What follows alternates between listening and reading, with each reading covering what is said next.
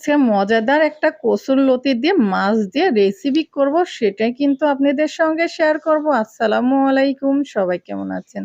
আশা করি সবাই অনেক বেশি ভালো আছেন। আল্লাহর রহমতে আপনাদের সকলের দোয়া এবং ভালোবাসাতে আমরাও ভালো আছি। তো দেখতে পাচ্ছেন এখানে কিন্তু মাছ আমি ধুয়ে একবারে পরিষ্কার করে চলে এসেছি। আর মাছগুলি কিন্তু পেটির মাছ। তো এখানে লবণ আর হলুদ দিয়ে কিন্তু মাছটা মেখে নিচ্ছি। মাছটা কিন্তু ভেজে নিতে হবে আমাকে। তো এই তো লবণ দেওয়া হয়ে গেছে। এখন হাতের সাহায্যে খুব সুন্দর করে লবণ, হলুদ মাছের গায়ে লাগিয়ে মেখে নিচ্ছি।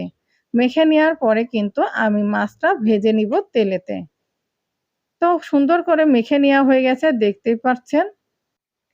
তো মেখে নেওয়া হয়ে গেছে, এখন কিন্তু ভেজে নেওয়ার পালা। তো চুলাতে সোজা চলে যাব। তার আগে কিন্তু আমি নিয়ে নিয়েছি এখানে পেঁয়াজ আর কাঁচামরিচ কেটে নিয়েছি। কাঁচামরিচ ৫-৬ টা কাটিয়ে নিয়েছি। এখানে টমেটো নিয়েছি, ৩ টা পেঁয়াজও কেটে নিয়েছি। এখানে হলুদের গুঁড়া আর লবণ নিয়েছি স্বাদ অনুযায়ী। এখানে নিয়েছি ধনিয়া গুঁড়া, ওখানে শুকনা মরিচের গুঁড়া পরিমাণ মতো। যেহেতু কাঁচামরিচ ব্যবহার করছি তাই এখানে লতিগুলি সুন্দর করে কেটে ধুয়ে পরিষ্কার করে নিয়েছি। দেখতে পাচ্ছেন খুবই সুন্দর করে ধুয়ে পরিষ্কার করে নিয়েছি। এতো এখন রান্নার জন্য পুরাপুরি আমি প্রস্তুত। আর টমেটোও কেটে নিয়েছি। দেখতে পাচ্ছেন আমি একটা বড় সাইজের টমেটোও নিয়েছি। আর এখানে চুলাতে কিন্তু একটা কড়াই বসিয়ে দিয়েছি। পর্যাপ্ত পরিমাণে তেলও দিয়েছি। এখন মাছগুলি ভেজে নিব। তো তেল হিট হয়ে গেছে আর মাছগুলি কিন্তু ছেড়ে দিয়ে ভেজে নিচ্ছি। আর কিন্তু এই পর্যায়ে এসে তেলটা কিন্তু অনেক হিট হয়ে গেছে আর মাছ কিন্তু ভাজা হচ্ছে। যাই হোক মাছগুলি ভেজে নিই আর আপনাদের সঙ্গে তো শেয়ার করে ফেললাম। আর আজকের এই রেসিপিটা কেমন লাগছে অবশ্যই সবাই কমেন্ট করে জানাবেন। ভালো লাগলে অবশ্যই আমার ইউটিউব চ্যানেলটি সাবস্ক্রাইব করবেন। আর অল বাটনটা অবশ্যই প্রেস করে রাখবেন, তাহলে সবার আগে ভিডিও পেয়ে যাবেন। যাই হোক মাছগুলি ভেজে নেওয়া হয়ে গেছে। এখন মাছগুলি আমি উঠিয়ে নিব। নেওয়ার পরে আমি কচুরলতিটা রান্না করব সেটা কিন্তু আপনাদের সঙ্গে শেয়ার করব। আপনারা কে কিভাবে কচুরলতি রান্না করেন অবশ্যই কমেন্ট করে জানাবেন তো। তো আমি যেভাবে রান্না করি সেভাবে আপনাদের সঙ্গে শেয়ার করলাম। অবশ্যই আপনারা কিন্তু এভাবে ট্রাই করে দেখতে পারেন, খুবই ভালো লাগবে। যাই হোক মাছ ভাজা হয়ে গেছে, মাছগুলি সবগুলি উঠিয়ে নিব। উঠিয়ে নেওয়ার পরে তারপরে লতিটা রান্না করব। তাই তো মাছ ভেজে নেওয়ার পরে আমি উঠিয়ে নিয়েছি। আর এখানে কিন্তু পেঁয়াজ কুচি আর কাঁচামরিচ দিয়ে দিলাম। দিয়ে তেলেতে হালকা বাদামি কালার করে ভেজে নিব।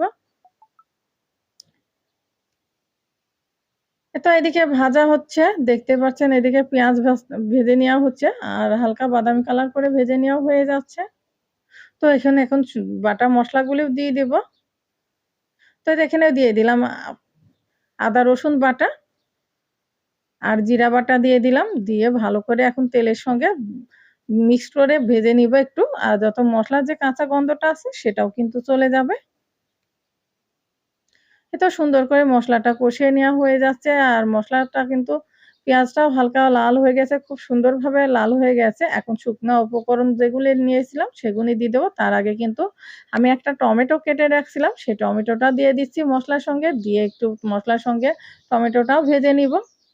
আর অবশ্যই টমেটোটা আপনারা যারা পছন্দ করেন না তারা কিন্তু বাদও দিতে পারেন। টমেটোটা দিলে কিন্তু খুবই ভালো হয়। লতিটা কিন্তু অনেক সময় গলাতে একটু ধরে। তার জন্য কিন্তু আমি টমেটোটা দিয়ে দিলাম। আপনারা না দিলে আপনাদের এটা অপশনাল, না দিলেও চলবে। তো যাই হোক এখন দেওয়া হয়ে গেছে। এখন শুকনা উপকরণগুলি দিয়ে দিব। এখানে লবণ, হলুদ, মরিচের গুঁড়া এবং ধনিয়া গুঁড়া দিয়ে দিলাম। স্বাদ অনুযায়ী লবণের দিয়ে দিলাম। দিয়ে ভালো করে এই তো মিক্স করে নিচ্ছি। মসলাটা ভালো করে কষিয়ে নেওয়া হয়ে গেছে। এখন কিন্তু একটু পানি দিয়ে মসলাটা আরো একটু ভালো করে কষিয়ে নিব। আর মসলাটা খুব সুন্দর করে কষিয়ে নিতে হবে। যাই হোক এদিকে মসলাটা খুব সুন্দর করে কষিয়ে নেওয়া হচ্ছে। দেখতেই পাচ্ছেন আর কিন্তু খুবই লোভনীয় হয়। এই তো রেসিপিটা একবার হলেও করে দেখতে পারেন।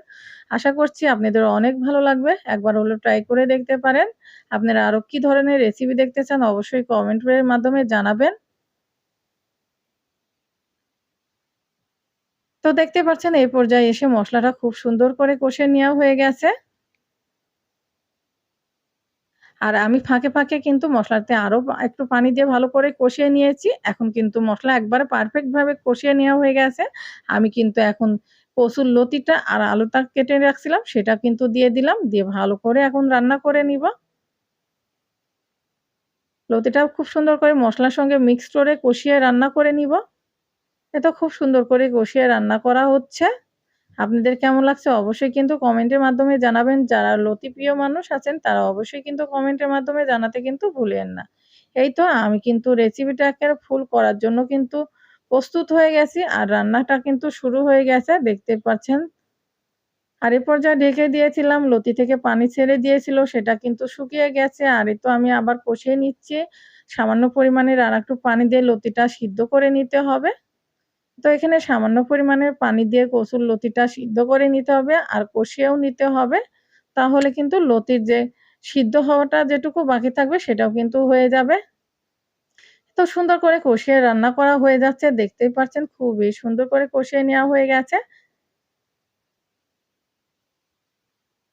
খুবই সুন্দর হয়ে গেছে। আর একটু পানি দিয়ে দিচ্ছি। এই পানিতেই পুরা রান্নাটা কমপ্লিট হয়ে যাবে। একবারে লতিটা কিন্তু একবারে সু চচ্চড়াভাবে করে নিব। চচ্চড়ির মতো রান্না হবে। এই তো দেখতে পাচ্ছেন রান্না কিন্তু শুরু হয়ে গেছে। দেখতে পাচ্ছেন বলক উঠে গেছে রান্নার। আর এই পর্যায়ে এসে কিন্তু আমি মাছ দিয়ে দেব। তো দেখতে পাচ্ছেন কিন্তু খুবই লোভনীয় হয়েছে। দেখতে ইয়াম্মি একটা কালার এসেছে। খেতে মাশাআল্লাহ কি বলবো দুর্দান্ত হয়েছে। অবশ্যই এভাবে রেসিপি করে দেখতে পারেন। আর বড় মাছের পেটি দিয়ে করে খেয়ে দেখতে পারেন। দুর্দান্ত লাগবে। কি আর বলবো বলেন তো? এই তো আমি বড় মাছের পেটি দিয়েই কিন্তু রান্না করলাম। আর এই তো একটু চেপে, চেপে বসিয়ে দিচ্ছি যত ঝোল, লবণ সবকিছু যেন মাছের মধ্যে চলে যায়। দিয়ে আবারও ঢেকে দিব। আর এ পর্যায়ে কিন্তু চুলাটা একবারে লোতে রাখতে হবে। কোনোভাবে হাই করা যাবে না, লোতে রান্না করতে হবে। এই তো আমাদের রান্না কিন্তু ডান হয়ে গেছে। আর এখন কিন্তু আমরা পরিবেশন করে নিব।